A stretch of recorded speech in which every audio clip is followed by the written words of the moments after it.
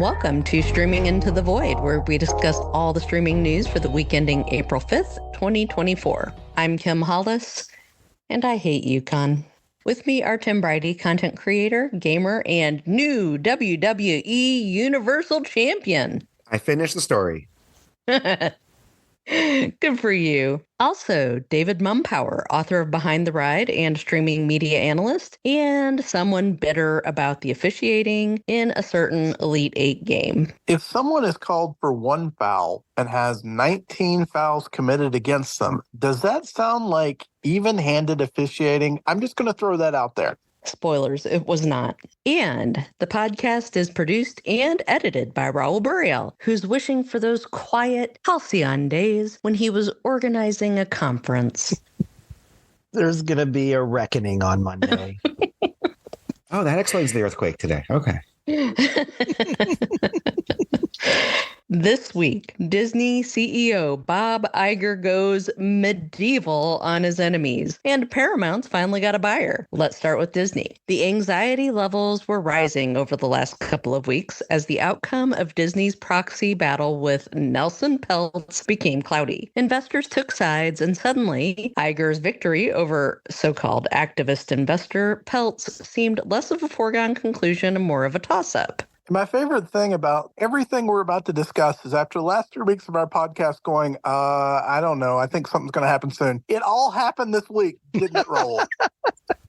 Oh, wow. Yes, a perfect storm of streaming and entertainment news. Yeah, in the last few days, some analysts were speculating that Iger should just compromise with Peltz and perhaps surrender one seat to him on the board rather than the 2 seats for which Peltz had been lobbying. Personally, I would argue that someone whose credentials as an activist investor are tenuous at best, is admittedly inexperienced in the entertainment field, and spouts racist and misogynist ideas should not be compromised with. Any Wall Street firm who said Peltz should be backed because it would be good for the company hasn't ever looked at Peltz's track record. But Peltz didn't push for 2 seats on Disney's board because he wanted to improve the company. David, what was the real reason Nielsen Peltz wanted onto the Disney board? Because Ike Perlmutter hates Bob Iger, and last year Bob Iger defeated Nielsen Peltz and also fired Ike Perlmutter, and you do not fire billionaires, ladies and gentlemen. That is just a bad career move.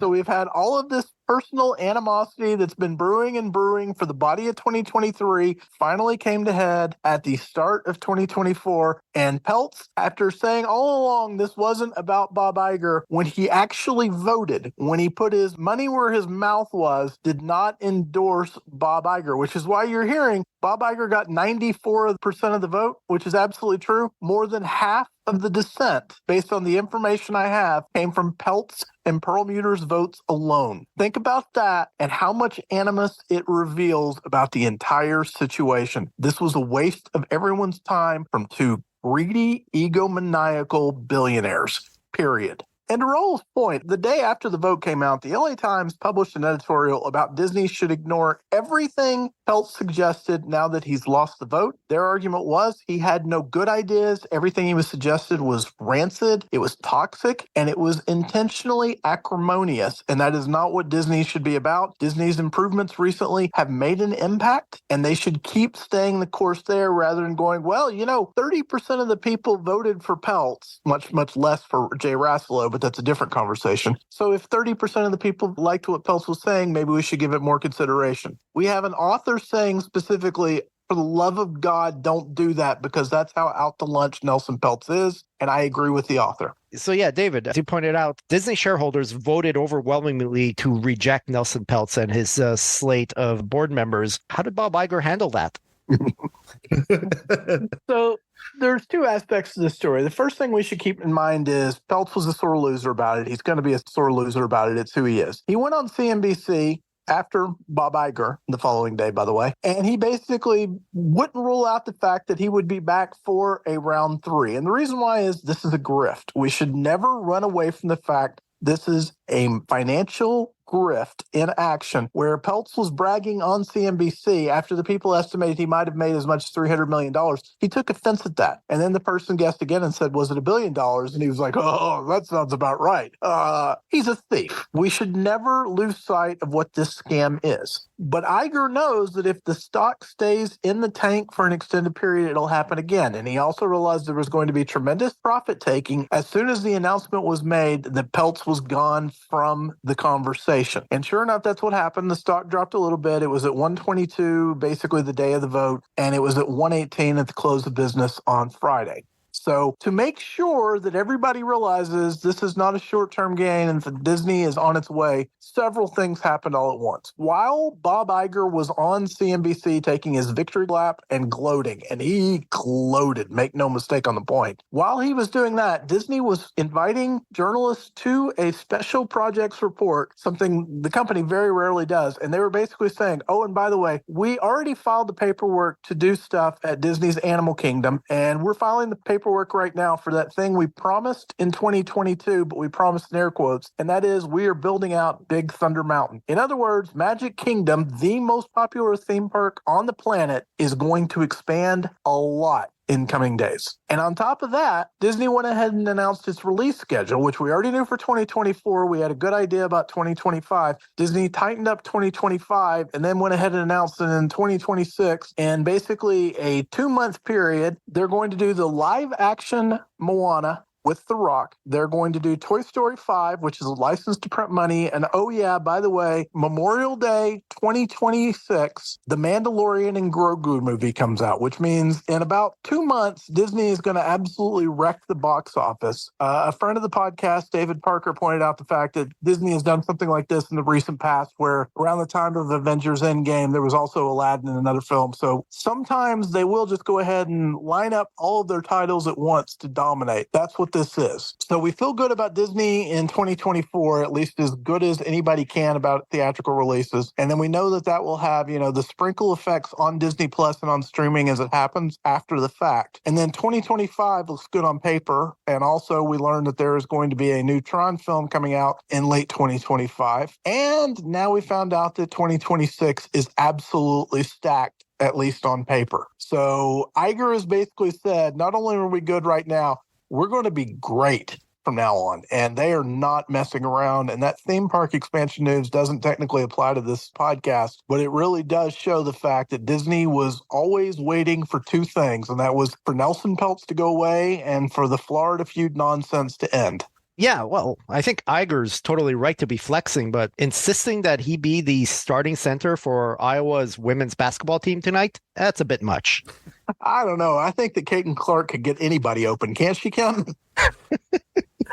Yes, I think she can. She can pass the ball to anyone, and she can shoot. She's got it all. By the way, I guess we should just go ahead and throw in, that was the other flex that Disney is doing. 12.3 million people watched the Iowa LSU women's basketball game, which at any point in my life would have seemed like an absolute impossibility. And you have to realize, folks, I have spent my adult life in Knoxville, Tennessee, which is basically the hotbed of women's basketball. Watching its popularity like this soar so quickly in such a short fashion, it's just otherworldly to me. It is. And just to be clear, more people watched this women's college basketball game than watched any game of the World Series and any game but one of the NBA Finals, any of the SEC or Big Ten football games this year. It was a staggering number. And oh, by the way, Disney recently locked up the rights to these college sports through 2031. Bob Iger is so far ahead of this, it's comical, and he does not get the respect he deserves. Hotbed of women's basketball, unless you're a UConn fan, but we've established that they're not. The moral of the story with Bob Iger is when you come for the king, you best not miss. And boy, did Nelson Peltz whiff on that one.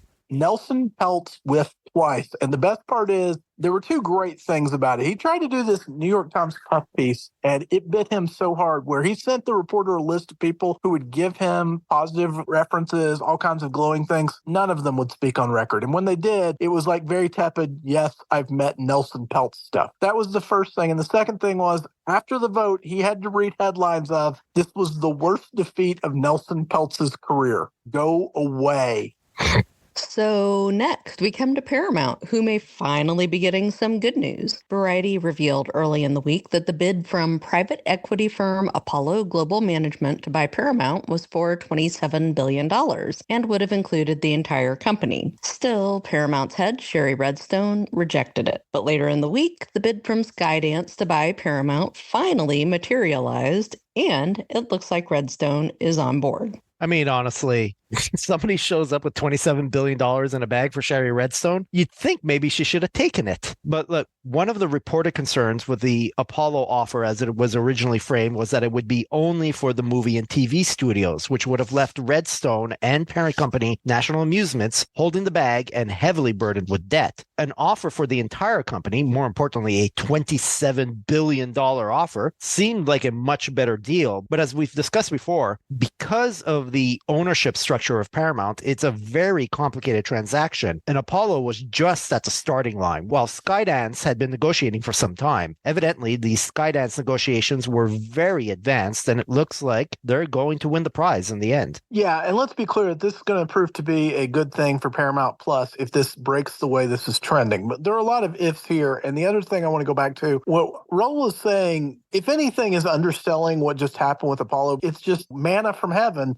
in theory. It was not anything fleshed out in any way. They suddenly realized, oh, wait, we have competition for the bid. Let's throw a large number at it, and maybe, just maybe, she'll go, oh, large number, I'll take that. Sherry Redstone's not an amateur. She's not an idiot. This is a very savvy executive here. This is not, a Zaslovian situation. And even, when I say Zaslov's stupid, he's not. Zaslov is a very smart man. He's just a con artist and somebody who's running a game that works very well for him specifically. Same deal with Sherry Redstone. Sherry Redstone wants to make sure she makes all the profit she possibly can from the businesses that Summer Redstone started. And that's where we're at with all of this. And when you look at what's happening right now, I joked to Raul the other day, but it's also not a joke. This probably reinforces the madness of everything we're discussing with streaming right now. Skydance got mad at Paramount a couple of years ago and went and cut a deal with Apple TV Plus for their films. In other words, right now, there is a chance that the person who buys Paramount Plus will be distributing their films on streaming via Apple TV Plus for a while because that contract's going to last. That's how bizarre all of this is, and there's no changing that. Just once you sign these deals, you have to stick to them. But at the end of the day, Skydance wants to be in the streaming media business. David Ellison has some of Larry Ellison's money and actually looks like, just thus far, a better entrepreneur overall, just a more competent person. And so we're getting to that point where he is going to own a media business, and as an operator, he seems to value streaming. And that's what we want to hear, because we've said it over and over again. Paramount Plus is very well run. It's Paramount that's the problem. But Raul, I have to laugh at this just when we talk about it. We still don't really know who's right and who's wrong about the valuation of Paramount, do we? No, I mean, if you just look at the stock price is absurdly low for a company that has as many assets as Paramount does. So the bottom line is just how much of a multiple over the current stock price is someone willing to pay. We don't know what the actual bid is from Skydance for Paramount yet. Presumably, it's going to be more than $27 billion.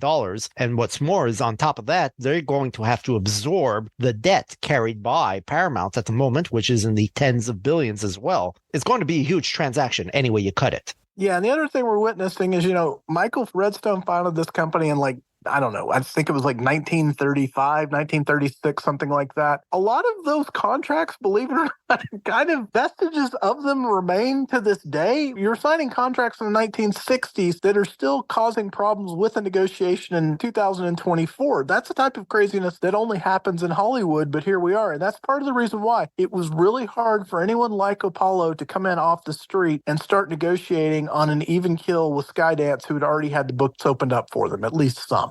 And to be fair, I would argue this is just going to be the beginning or another step in a long progression for this company, because Paramount, as David pointed out, isn't burdened down right now by Paramount Plus. Sure, Paramount Plus is presently a money loser, but it is going to become profitable sooner rather than later. It is burdened by a number of linear channels, mostly linear cable channels, that are becoming less and less valuable with every passing day. The argument here is that as Ellison presumably takes takes over Paramount, he's going to start spinning off or selling off those linear channels. It may well be that Byron Allen gets his BET at the end because he wanted BET, or someone else like Tyler Perry. But the truth is, those linear channels, and that includes VH1, MTV, even Nickelodeon, probably aren't going to remain under the Paramount umbrella much longer. In other news, the old school digital studio Rooster Teeth, that's been killed by Warner Brothers Discovery, will release its last installment of Red vs. Blue as a digital movie, not to streaming, but to video on demand on May 7th. It seems fitting that you wouldn't even be able to watch this on Warner Brothers Discovery streaming service Max. It speaks volumes about their streaming and corporate strategy.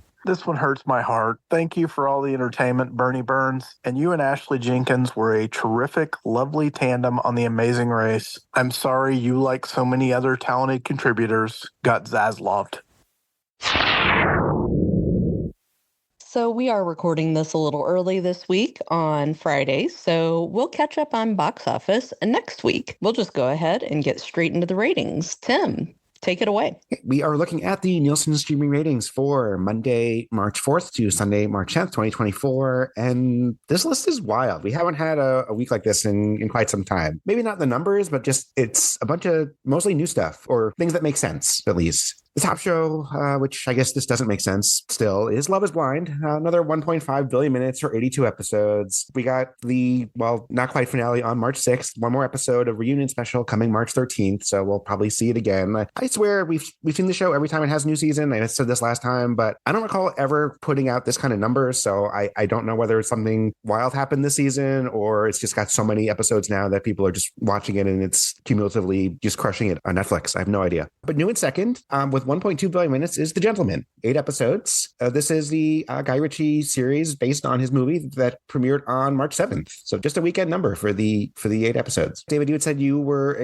had liked the source material of the movie, so both you and Kim were looking forward to watching the series. Have you had a chance to yet? Yeah, we had a very, very busy week because of all the Disney stuff, but we thought the movie was charming. I mean, absolutely charming. Exceptional writing, absolutely exceptional. And so I fully understand why this would work really well as like a 2-minute preview. And I'm not surprised by the success of it, but I guess I am a little bit surprised by the scale. This is a bigger hit than I had anticipated, at least for what is a short week number is what you're saying. Is this on the scale of what you were expecting, or is it more? Definitely more. I did not expect this one to break out. That's kind of where I'm at as well, but I'm also happy about it. Yeah, I went back and listened to the What's New for that week, and everything new we talked about. So it was a pretty good week, at least for the ratings. But that's the top among the new shows this week. Third, Avatar: The Last Airbender. That's been here a couple weeks now, 950 million minutes. So down after its huge numbers last couple weeks, but that's to be expected. 8 episodes from Netflix, of course. New in fourth, The Program: Cons, Cults, and Kidnapping. 901 million minutes for 3 episodes. This is a documentary series about what's called a behavior modification facility that was posing as a school, and people who were there talk about what happened. And apparently this is not the first documentary based on this particular example, or at least this seems to have happened quite often at these types of places, and that's just absolutely terrifying. The Tourist, also from Netflix, so they have the top 6 shows actually on the original chart this week. 763 million minutes. This was a BBC show that season 1 premiered in 2022, aired on Max. They dropped it, and then season 2 premiered in the UK in January, and then Netflix picked it up and it arrived on February 29th. So this is the full week for its second season. So just more Netflixing because they picked up something that Max dropped, and look what they did with it. That gave me a headache. Prescribe me something, Tim.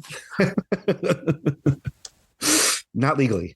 Furies, we saw that arrive last week in 524 million minutes, also from Netflix for 8 episodes. And in 7th, our first non-Netflix show, but this is Shogun, 382 million minutes for just 3 episodes. So that clears up last week's confusion where it was just a typo after all. Yes. The Or first 2 mistake. premiered on the 27th, and then the third on 5th. It is weekly from here, but that's still a lot of minutes for just 3 episodes. That's the thing. This shows signs of sustaining audience because you have to remember last week's number reflected 2 episodes. Mm-hmm. So it seems to have attracted more audience and sustained the one it had. So huge, huge positives here. I actually said something in an article that'll go live in a few days. My comment was, Shogun is intended as a limited series, but it would not surprise me if they found a way to sustain this brand because it has been that successful. Yeah, there's 10 episodes in the season. It's going to run towards the end of April. So there's actually 3 more to go as we discuss this. But based on these numbers, this is going to hang around for quite a while. And I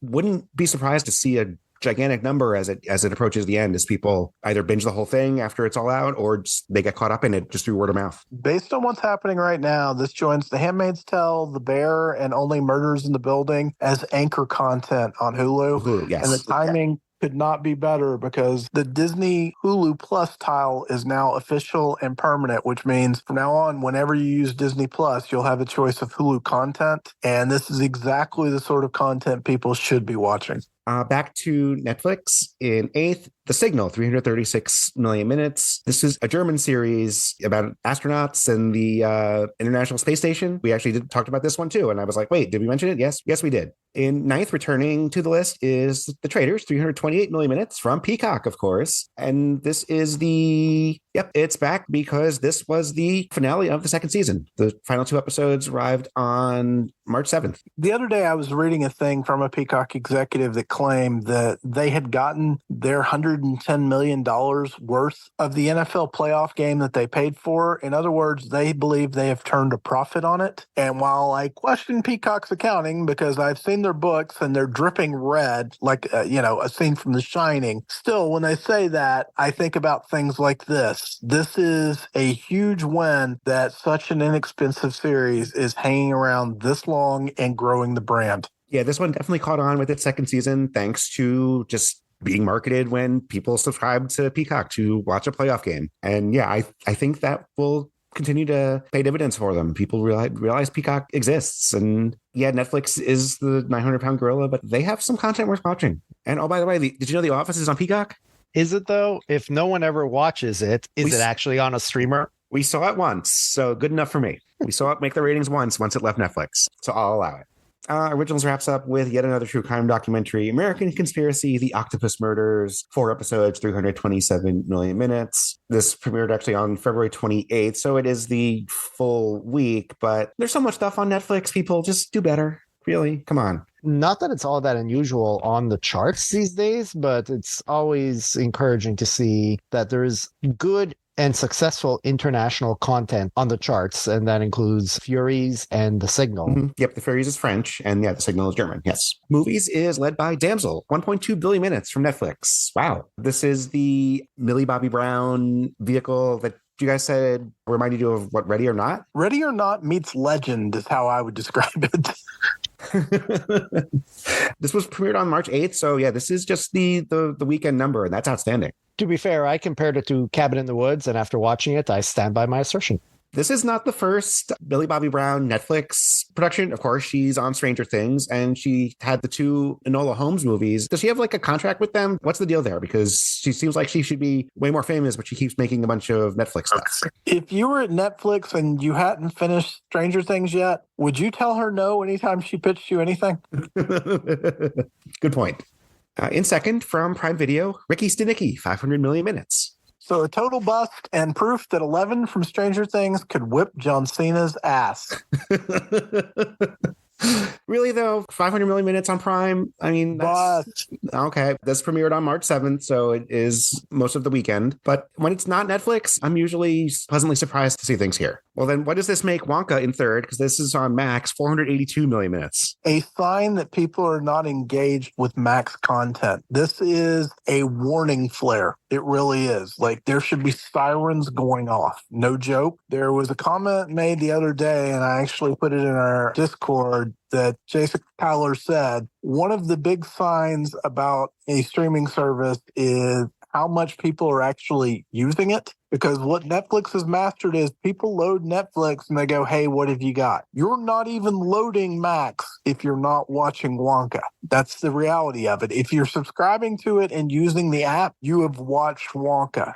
If this cannot be, God help us, whatever Ricky Stenicki is, and I know it's a comedy, that's about the extent of it. But those 2 films together can't match Damsel. That's showing you right there the disparity in the industry that exists and the chasm that has to be crossed for these other services to become at least marginally competitive. Tim, I don't know how you feel. I'm saying a lot right now, but to me, this is the ultimate cautionary tale that Max is in real trouble. Yes, absolutely. We only really see them, outside of House of the Dragon, and yeah, we did have True Detective a few weeks ago, but only when they have a season of, like, say, a prestige show running. That's when we really see them make a dent in these ratings. Outside of that, it's like their most watched show is Big Bang Theory. That's not a sustainable model because no one's watching their other content. For comparison, and I realize that this is kind of a stretch and it's not apples to apples, but they estimated that almost 15 million people watched Wonder Woman 1984 when it debuted. We have just tracked throughout this podcast the gradual erosion of what they consider a strong performance. And that's why Aquaman and the Lost Kingdom kind of surprised us a little last week. At least it was better than,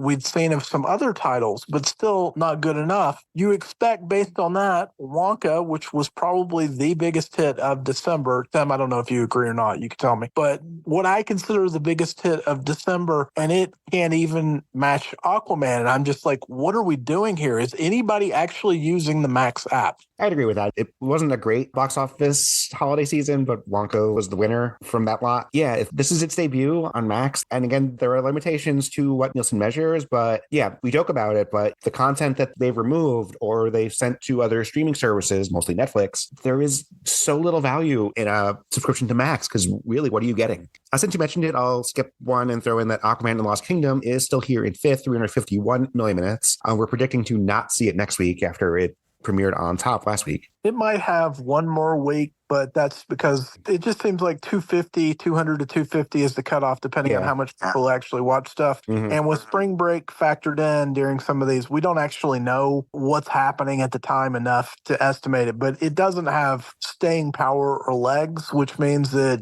what it gets in the first week is most of what it's going to get. Tim, I don't mean to be pessimistic about Max, but you got to talk me into the fact that this isn't a nightmare. No, this is not good. Yeah, the movie premieres should be doing way better than this. We talk about, okay, Bluey is the top show on Disney Plus, but they have all sorts of other content. They still have the Star Wars content. They have the Marvel content. They have all the classic Disney movies. They have other things. The thing most watched on your service is a sitcom that ended several years ago, and really nothing tends to top that. That's not good. Back to the list of movies. In fourth, Dune is still here, still credited to Hulu, Max, and Netflix, even though allegedly it's not on Netflix anymore as of March 1st. So I don't know what's happening there, but 375 million minutes. I'm actually expecting most of that number to come from Hulu then, instead of Max, because we know no one's watching Max. Though it does make sense that it is still here because this was the weekend after Dune Part 2 was released. Maybe we won't see it again from here because, as far as we know, it's no longer on Netflix. Let's just fact check that. Yeah, Dune is no longer on Netflix, presumably as of March 1st. So good job, Nielsen. Way to keep up. The Super Mario Brothers movie is in sixth, 336 million minutes, of course, from Netflix. Spaceman, the Adam Sandler drama we saw arrive last week, 318 million minutes in seventh. New in eighth, Poor Things from Hulu, 318 million minutes for the Oscar-winning movie. Yeah, for a change, a lot of the movies on this chart actually make a lot of sense. Yes, right. Even the John Cena movie. That's right, David. I said it. Moana in ninth. So the Moana line is actually pretty hefty this week, 312 million minutes. And new in 10th. I guess this qualifies as the weird one, but I'll even still allow it just because of what it is. Turbo from Netflix, 252 million minutes. This actually arrived on Netflix on March 1st. Acquired is 10 shows we've seen before. As mentioned, led once again by Bluey, 1 billion minutes. Right behind it, the show we saw arrive last week, Brooklyn Nine-Nine, after its entire series arrived on Netflix. It's still also available on Peacock, of course. And, of course, the original Avatar: The Last Bender, or at least the animated series from the mid-2000s, is still here in eighth, Netflix, Paramount Plus. But we do have, Monk, Suits, and Criminal Minds. So once again, the USA Network just continuing to crush it on the acquired chart. All right, that's all for the ratings this week. I'm just looking forward to the continued rise of Shogun. And yeah, this one was pretty fun considering some new shows to talk about, cleaning out some of the shows that had stuck around for quite a while. And Ricky Stenicki.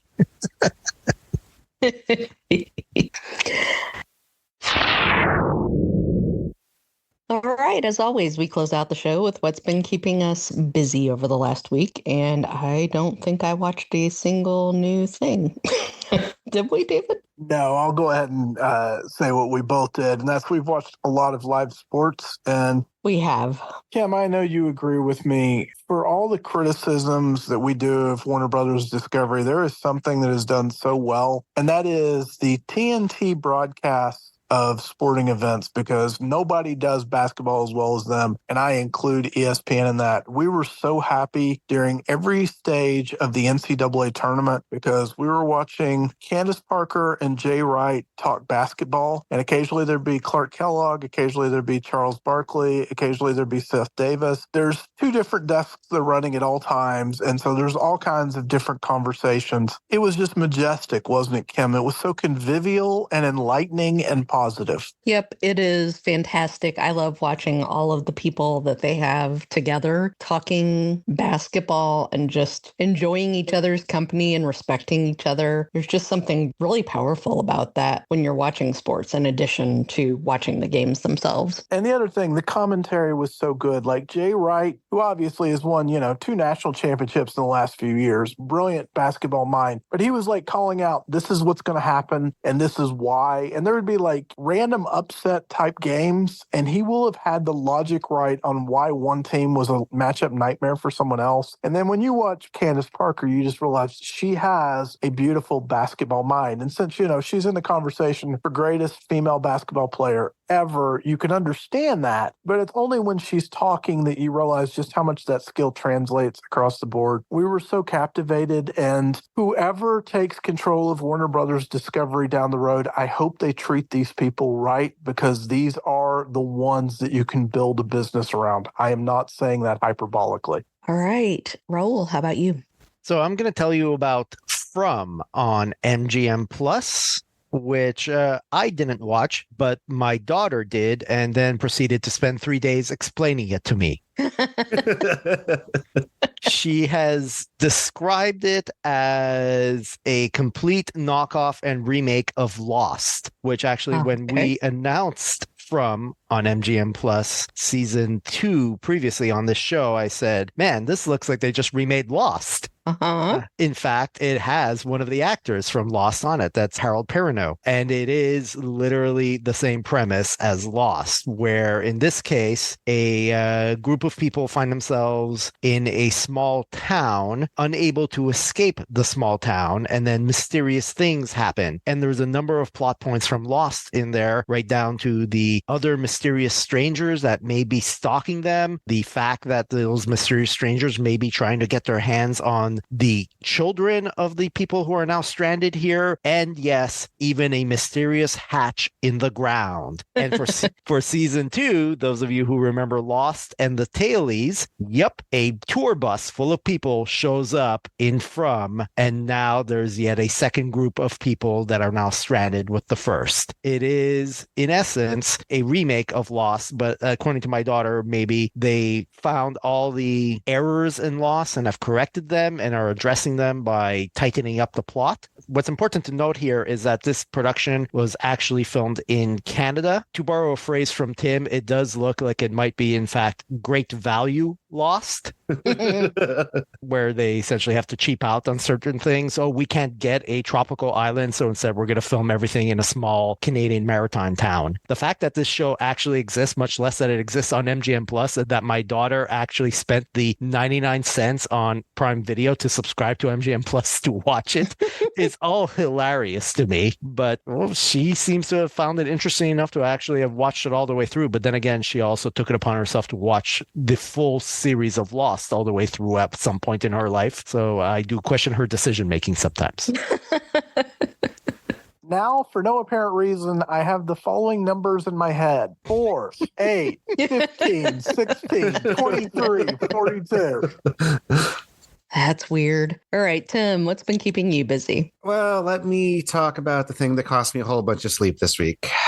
Just when you think there's no more room for innovation in the deck building game genre, along comes something so simple you wonder why the hell it took so long. Balatro is a deck building game that starts you out with a regular 52 card deck of playing cards, and your aim is to score points by making poker hands. You're not playing against other people, you just have a limited number of hands and discards to sculpt your hand to reach a target score each round, which of course are called blinds. Each level features a small blind, big blind, and then a boss blind. The required points increase each round, so to boost your score, you will need help from jokers, which aren't cards added to the deck, but instead cards that do things like increase the points for certain card values, suits, or hand types, or other various effects that will boost your score. Defeating a blind earns you money where you visit the shop afterwards in order to purchase a randomized stock of jokers that are offered, as well as other booster packs that offer enhancements that increase the base value of Poker Hand, add cards to the deck, or modify cards in the deck. So after a couple rounds and a few purchases, your starting deck will look nothing like a regular deck of cards. And by the end, imagine a deck that contains, 15 Kings of Diamonds. The bonuses you're offered also totally change how you play, because you can definitely end up with a deck where a pair will give you way more points than, say, dropping like a straight. And there's even a high card build in there somewhere, depending on what's offered for you. You need these buffs because not only do the scores required to defeat the blinds rise rapidly, the boss blinds also change the rules, such as blanking an entire suit, making them worthless, limiting you to one hand type during the entire round, or not allowing repeat hands, or just straight up lowering the points that you get for each hand. This game is brilliant. There's all sorts of unlockables that open up more Joker selections on future runs, and of course, difficulty modifiers if you're just a complete masochist. There is 100% a one more run aspect to this game, and oh god, did it absolutely cost me a good night's sleep more than once this week. It's overwhelmingly positive on Steam, 97% positive reviews. It's $15. I almost want to say, don't buy this game if you value things like sleep, because it will just take over your life for quite some time. But this game is amazing. All right. Thank you for listening to Streaming Into the Void. Please consider subscribing wherever you listen to podcasts, and we welcome your feedback. Remember that we're on social media at Streaming Void and online at streamingvoid.com. If you like what you're hearing, please consider becoming a supporter on Patreon at patreon.com/streamingvoid. Be sure to watch for us again next week.